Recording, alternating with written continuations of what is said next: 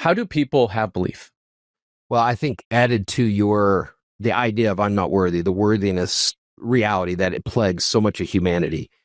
The underlying that, I think, is the I am not enough, right? I don't have what it takes, and I will never succeed. And I think those are three components of that are real inhibitors to people, because I'm not enough. So even if I dream this great dream, I'm not enough, which means I'm not worthy enough. Right. So I don't deserve something like that. And I don't know that life so much is about what you deserve. I think life is about what you create. And so years ago when COVID hit, my wife and I hit the road in our RV. Business shut down for me I was speaking at conferences and events, doing a lot of corporate training. And for about a year, business almost came to a screeching halt, other than my coaching clients. And so we had time. We had liberty to go do whatever we wanted. And so we spent 8 months on the road. And I had this moment of clarity about 6 months in. And I was watching a Bert Kreischer, one of the episodes of The Cabin. Those are so great. But this isn't anything that Bert said. It was the first thing that came across the screen, because he has these little pithy statements, that little one-liners or motivational statements that he shows in his, on the screen from different times. But anyway, it was this. And he just said, the statement said this: life is not about understanding. Life is not about understanding yourself. Life is about creating yourself.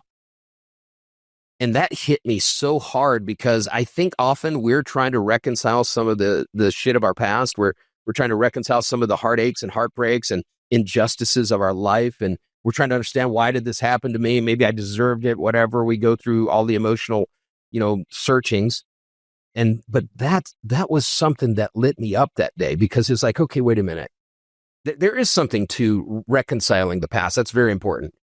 That's one of our 3 Qs we might get to here in a minute, but it's about reconciling the past. But that is very important. But it's also more important about what is the future we create. And so if we believe as human beings, that there is something amazing, something supernatural about our lives, that we have a creative ability, which I do believe every one of us have a creative ability. So we're creators. And so that means we have the ability to create the future of our dreams.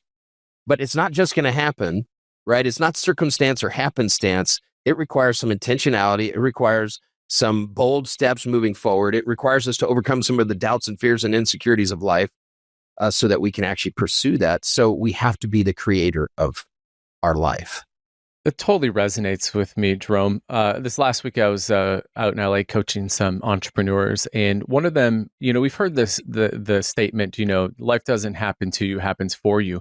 But this entrepreneur took it a step farther, and they said, hey, I've heard this term, and I think we all have, life doesn't happen to you, happens. And he goes, on the other end, there's life happening for you. And she goes, but there's this belief that actually life happens through you, which is totally what you are talking about. The through you is actually the creation of whatever it is that you want. Well, for me, the idea there is how we change the world, right? It's can I be a world changer? Yes, you can. To what degree is really the answer, or what we need to figure out. But everybody is a world changer. They're a life changer to somebody. And that's whenever we say, all right, it doesn't happen to me. It happens for me to flow through me. Right. So now, whatever my story is, whatever my struggle has been, whatever my victories and defeats and the glorious parts of my life and the inglorious parts of my life have been, those now can be used to benefit others. And that's part of how you redeem your story. Is, okay, my darkest day became my brightest light. 14, 15 years ago, I was leading a nonprofit organization. We were at the top of our game. We were hitting every metric of success for the 3 years prior to this moment that I'm talking about. We had 48% growth. The next year, 59% growth. The next year, 68%, 67% growth. And I'm talking year after year growth. That's very difficult to manage growth. But we were on the scene, man. We hit it. We struck the iron when it was hot. But that was also simultaneously when the organization was at the top of the game, I was at the end of my rope. That's whenever I was falling apart internally. I was decaying. I was struggling. I was hurting. And nobody knew about it. I was such a poser. I was such a pretender that my wife didn't even know. My kids didn't even know. my closest friends didn't even know. Now, looking back, there were certainly some indicators that were surfacing, because life will manifest itself. You can only hide for so long.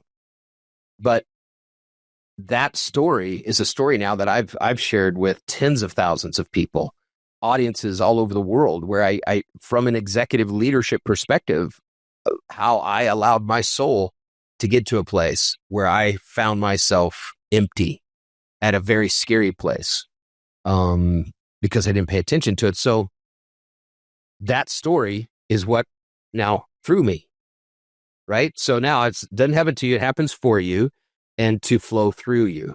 I love that statement. I think that's a really cool statement that your entrepreneur identified. Yeah, I mean, especially then hearing what you said is that about that, that pithy quote, right? It's not about, you don't have to understand life, you just have to create it. And it absolves the responsibility of somehow there's this burden of proof.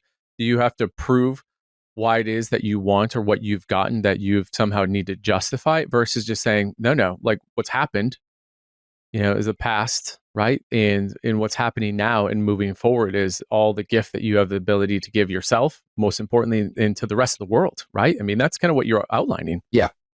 Yeah, no doubt. And to circle back to what you talked about, the worthiness question for people, and this is one of the significant roadblocks to creating a dream life. And we're launching this new program now for midlifers, and we're excited about it. But I'm telling you what, this is my first time to be full on digital business, because that's primarily, it's like 95% digital business. And this is a new business venture for me. So it's stuff I don't know. I've never been down this road before.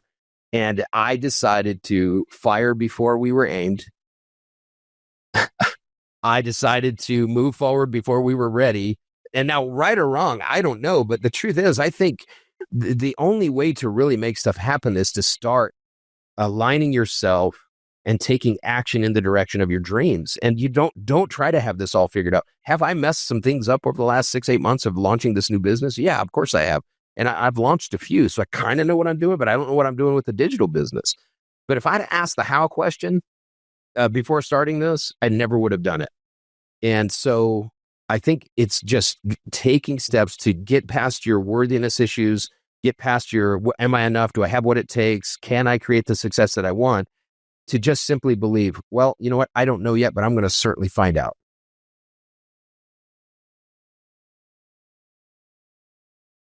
It's an honor and a responsibility that we actually are an atmosphere.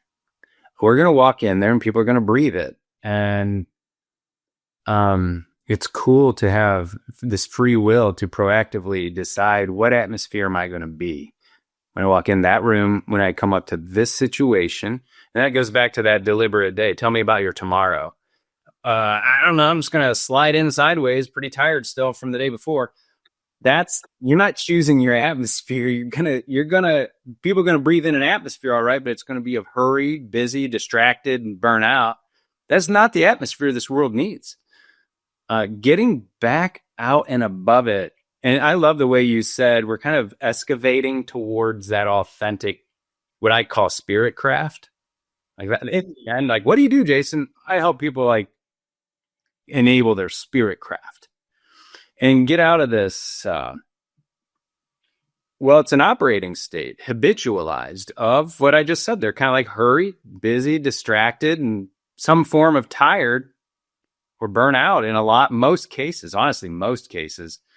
And let's evolve that habitualized operating state away from that and towards calm, deliberate, swift, because there's a lot to do. So swift, yeah. And regenerated. That's the atmosphere. You walk into that, like I have this happen all the time. Literally. What's up with you? Why aren't you walking fast to the drinking fountain? It's an energy. And by the way, not always. This is what I do for a living. So yeah, I better be pretty darn good at it. But I shoot for about 80% of the time. 20% of the time, God just smacks me around and we just laugh as the things fall on the floor. But 80% of the time is still a pretty good, deliberate atmosphere to echo into the world. Another question that I would have for anybody is, are you satisfiable? Mm. Ooh, that's a great question. What do you find? Never thought. Well, what I find is, I don't know. I never thought about that. And then the speed not being at the pace of wisdom goes to the next subject, and it just doesn't go anywhere unless I just force them on back and say, "Wait, we need to talk about this." Because A is what's going to satisfy you of spirit. Is it real or is it ego? Is it personality or is it you, capital Y, you, the real you? And then is it realistic? And by the way, if you don't even know, if you can't even describe what satisfiable is, you don't have a chance in hell of ever feeling the feeling of satisfaction, which is that ease that we talked about, the contentment. It's just such to be a satisfied man or a woman is power. The rest is force, and it's exhausting. Ooh, that's powerful. That is power versus like force, because they may seem like they draw from the same thing, but like one is like evergreen, and the other is a perception of effort put into it, right? Like being pulled versus being pushed. Bruce Lee was being interviewed. And Bruce Lee is one of my greatest spiritual teachers, believe it or not. As funny as that sounds, that dude, wow, he was connected. That dude knew what he was. And he was being interviewed. He's like, hey, your technique has almost reached like spiritual realms. And like, he was asked, what's the highest technique you thrive to have one day? And Bruce Lee responded almost before the guy was done asking the question, to have no technique. And he goes, in a fight, he goes, if I see an opportunity, I never strike. It strikes all by itself. And I'm like, oh, I know exactly what he's talking about. He's talking about power instead of force there. He's talking about tapping into reality instead of forcing a reality that is more in alignment with our shadows and our samskara and all of our preferences, which is hell. This big cosmos isn't exactly how I think it should be, so I'm going to force it. And that's a bad idea. You're going to break. And where Bruce Lee, he understood how to flow. And he was powerful from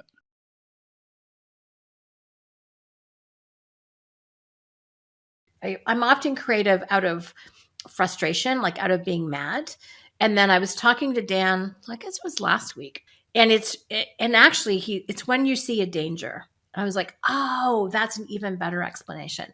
I kept seeing a danger where entrepreneurs we were working with, often senior leadership, and and my client, the owner, could not see that the person that they were giving so much power to in the situation was there for their own reasons, not my clients. They want to build up their own little power structure in the business. Was not in relationship to go back, right? They could care less. It was a transaction for them. They wanted to build up their own little hierarchy. They were very skilled, knew what to say, all the things. And I could spot it. And this one friend of mine, John, I was talking to him and his key team leader, who he's like, oh, he's going to, succeed me in the business and he's going to own it and all the things. And this guy was totally paying lip service to everything we were talking about. He was so fake. And I told John this later that night. He goes, oh, no. 2 years later, he goes, Shannon, you were right. I was like, I know. Listen to me soon. So that was the first impetus for writing that book. Because I hated seeing my friends, my clients taken advantage of by people. So who did not have relationship as a value, as a criteria. Do you think that curiosity is innate, or do you think it's a learned behavior, taught behavior? I mean, where does curiosity come from? Like when you've had a front row seat to some of like the best leaders, the best entrepreneurs, and I'm curious, what's the commonality that you see? Where's that curiosity come from? Okay, that's a deep question. We could spend a while on that one. Curiosity for me is a sign of two things. One is it's a mindset. You're interested. It's not all about you, right? But it also means that people have to have space and capacity. When I see people lose their curiosity, it's when they're exhausted, when they're overwhelmed, when they're tired, when they've been doing something and they're bored for too long. So curiosity can get covered up, is what I say. I think curiosity is a natural state of humans. Look at a little kid. They're really bloody curious. Like, oh, if I stick my finger in this electrical socket, what happens? You're like, no, don't be curious about that. So most, like, curiosity is a natural human characteristic. I think it can get covered up. I think it can get covered over or drowned a little bit. And then it's a matter of getting people back to who their best selves are, and then they go back to being curious. It's also a sign of intelligence to me. I mean, I just late last night arrived home from Abundance 360, which is a phenomenal exponential technology conference organized by Peter Diamandis. And I have to tell you, I was listening to some incredibly smart people who are intensely curious about everything from materials science to AI to programming to digital currencies to how the world could work better. It's a bit mind blowing to be. I'm like, oh, I'm curious, but I don't think I'm that curious. So I see intelligence sometimes going along with that too. So yeah, those are some of my off the top of my head thoughts on curiosity. What's the type of framework would someone need to have, right? So if there's an entrepreneur, and oftentimes I think when we are hiring our teams, because I think that at a lot of other jobs, the curiosity is not encouraged. In fact, it's actually discouraged. I'm curious from your seat, what's the framework to bring that into the culture, into the DNA? The framework, it's an openness. Like if you are not open to new ideas, people will not bring them to you, and they will not be curious about what new ideas they could bring into the company because you shut them down. Right. So I think it's incredibly important to recognize that every company has their own, hopefully, if they're conscious, their own unique contribution to make to the world, and then be super curious about who else is out there. Is there a way to do it faster, easier, cheaper, with bigger impact? To want to know. Otherwise, you stay static and you stay stuck, and someone will overtake you. Even if it is your unique ability, it's someone else will find a way to do it faster, easier, cheaper, with a bigger impact. So I think staying curious is a very important survival mechanism for entrepreneurial companies. But the framework has to be one where you're open to new ideas. If you're not open, you will shut down any new things that come in from your team. That's really interesting. Curiosity strikes me as if you go out to eat and you have this incredible dish, and the obvious flavors, right? When you're tasting it, you go, oh, okay. Oh yeah, I taste a little garlic. Okay, some like pepper, definitely maybe a little acidity in there.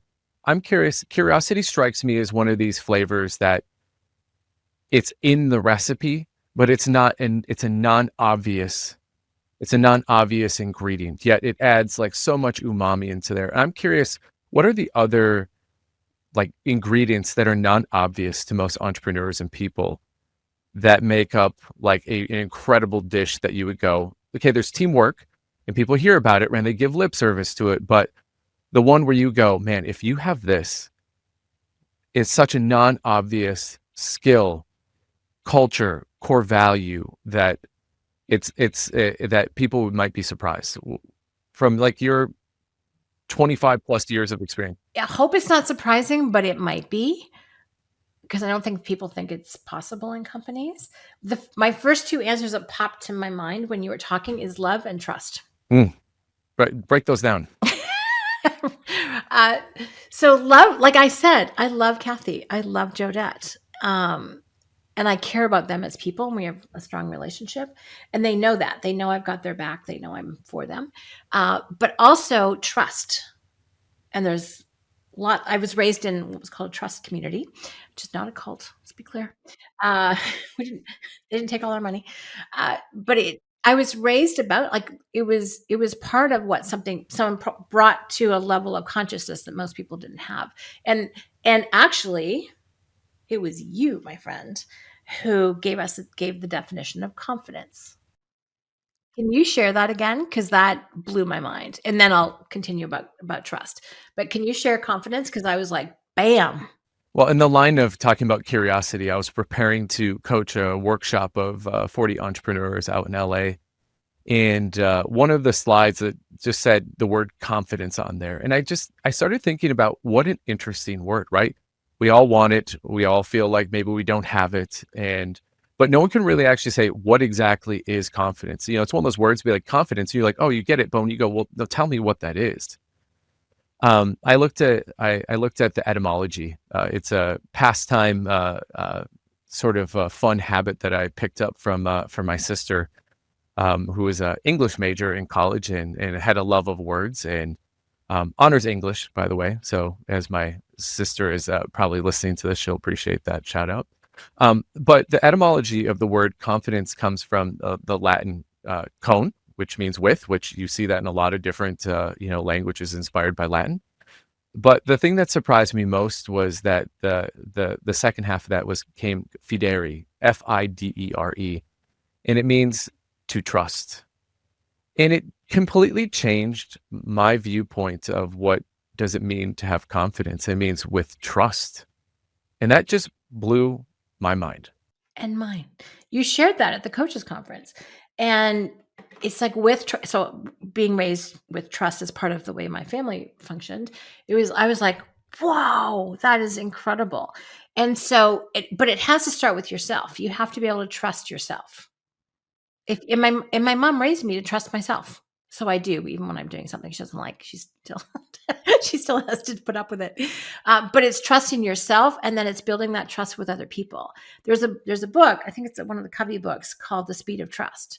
It's like how much faster you can operate. Like I know if I have a 10-minute conversation with Kathy, the design of could be a speech, could be a whole day, is epic because of the trust I have. I know how she works. She knows how I work, et cetera, et cetera. Are we always working to make it better? Yes. I had some improvements that I could make today. But so when you care about people, when you're in a relationship, is what you were talking about earlier, you build up that trust, and we say we trust other people, but really we're like, do we? Do we really? I trust that they're out for themselves. I trust that they want a promotion. I'm trusting that if they could, they take my job. we trust in those things, but do we really trust in the relationship, in the teamwork? And that's why at coach and intentions, that's a big one. So when someone's not willing to be open, when someone's not willing to share what they're curious about, I'm like, oh, this might be a good time to talk about my personal rule. People have their rules in life. I think I've only been able to figure out one, which doesn't strike me as a very high number. But my personal rule is I trust people to the degree that I think they know themselves. I trust people to the degree, or have confidence in people, be another way to put it, to the degree that I think they know themselves. Someone who does not know themselves very well, they don't know what they're going to do. So how the heck would I? Yeah. What are top 5 things that you would tell entrepreneurs or leaders who are listening to this to get people back to a place of, like if they're team, right, to either create or get back to a place of curiosity, get back to a place of trust or with confidence with themselves, or from a place of love and curating these playgrounds? Like, what would you say top 3 things that they could immediately go do or spend time thinking about, they're thinking on? What would those be? First thing that I do, because people have to get out of their fear state, right? Most people are like, am I doing a good enough job? Am I going to be fired? Even though they've been there forever. I mean, the conversations people have in their head, I don't know how they sleep because they're not fun. So you have to anchor, in my experience, you have to anchor people in the gain, and you have to anchor. And one of the best ways to do that is to talk about their strengths, and just really, so get them anchored in their progress. Because I did that yesterday with moving future exercise, which you're familiar with, a coach. And then I went and did Clifton Strengths with them. Now they'd already completed the profiles and they had them, but I really had them lean into their strengths because they don't change. And you have a raw talent times investment equals a strength. And the strength is where you get near perfect performance. Well, who the heck doesn't want that? I do. Right. And so I was coaching them on it, and you could just see that their shoulders start to go down and they started to like perk up a little bit. It was really interesting. And one person said, I now know myself better. That was her win, which I'm like, that's pretty cool. And now they also have a way of talking about it. So one of the best, so invest in your team and invest in something like a profile, which is very, I mean, it's subjective, but it's objective because you have the common language. There are 34 different strengths in Clifton Strengths. And so something like that, Working Genius is another favorite. Colby and Print are my two. Those are my four.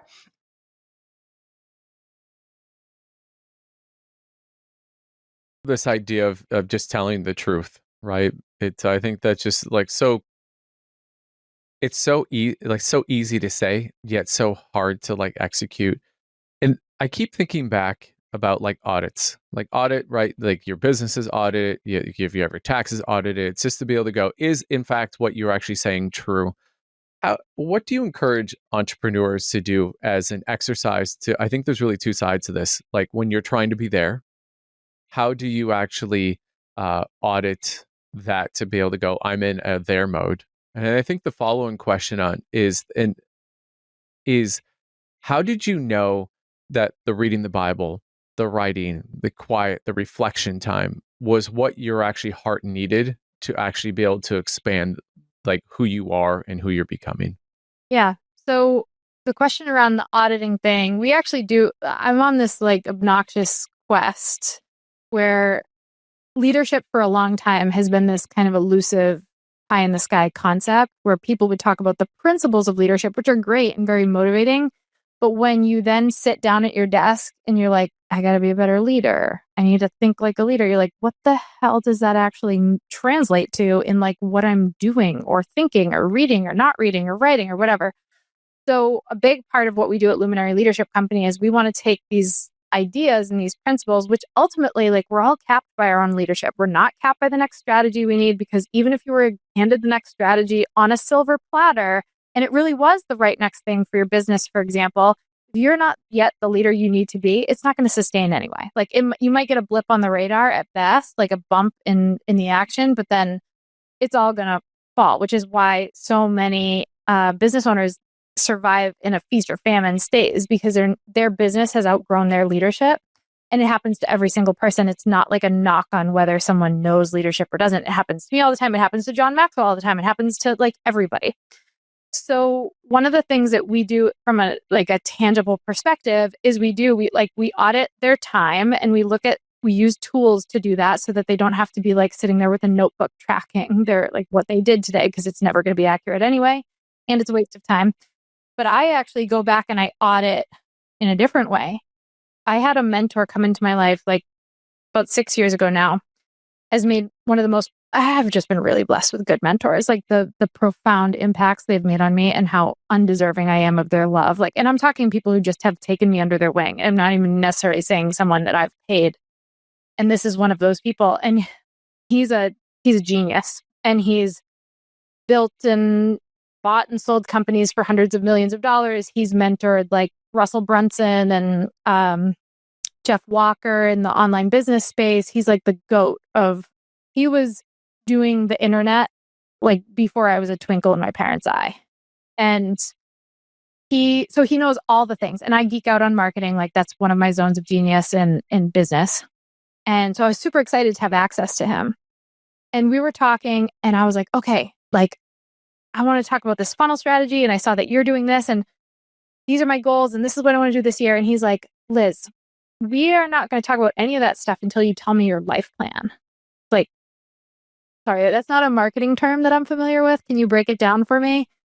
And he's like, none of the goals that we'd pursue, none of the strategies we'd implore matter one iota if you don't know what your non-negotiables are for you and your family. Like if you have a family, it is no longer your mission. It's no longer your vision.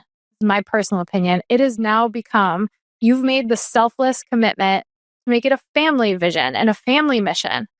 And everybody plays a role on that team, and you're pursuing it together. So if you don't know the non-negotiables of your life and the things that you want to enshrine into your reality, so that someday when you're looking back on your life, sitting, God willing, old and gray on some rocking chair, like thinking back, you see like, oh, it was 30, 40 years ago that I started living my legacy in real time to ensure that that legacy that I hoped for was actually codified when I'm old and gray.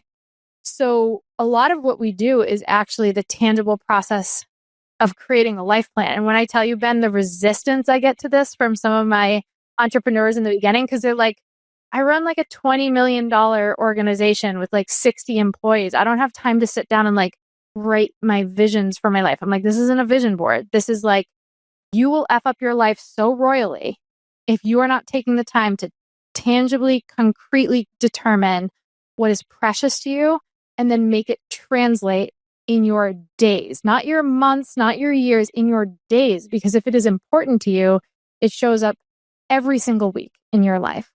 And so that's a big part of that auditing process is like, are you actually tangibly living in congruence with what you pay lip service to, what you say you value, and what you say matters most to you? Unfortunately, most of the time, it's a wake-up call for people because they're not. And that's very normal. And I like to emphasize how normal that is because sometimes people feel really like the ego kicks in and then we get defensive and it's like, well, I was building it for my family, or I was only doing it so that we could, my kids don't have to take on debt for college, or like whatever the thing is. And it's like, that's fine. It's fine. But your intention of that and the impact it's having in real time are two very different things. And the impact is what actually matters because that's what people are remembering. That's what your legacy is, not what your intentions were. So how do we become intentional and make it tangible in how you live? Thank you for listening. A big thanks to Elation Lab for the production and creative design. Remember to like, subscribe, and follow us on YouTube, Apple Podcasts, and Spotify. Keep listening for more MaxLife.